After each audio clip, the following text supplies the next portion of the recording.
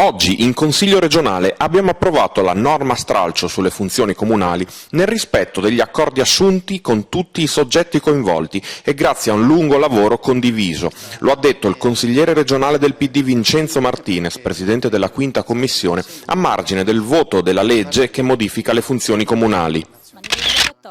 Grazie alla legge approvata oggi sarà possibile semplificare l'accesso alle terapie con medicinali cannabinoidi e ridurre i costi per il sistema sanitario. Lo ha detto la consigliera del PD Silvana Cremaschi nel dibattito in aula sulla proposta di legge riguardante le modifiche alla legge regionale che regolamenta le modalità di erogazione dei medicinali e delle preparazioni a base di cannabinoidi per finalità terapeutiche.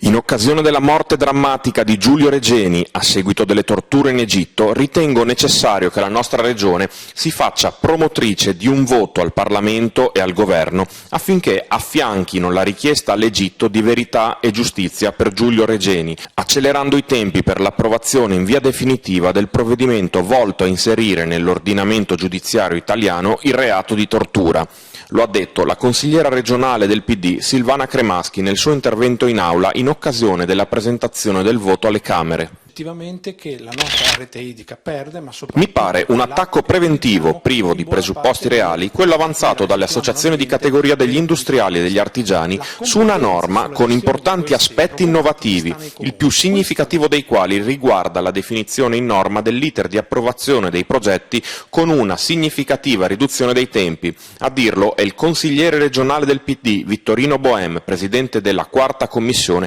commentando le dichiarazioni di Confindustria FVG, Confartigianato FVG e Confapi FVG in merito alla definizione della nuova legge sulle attività estrattive.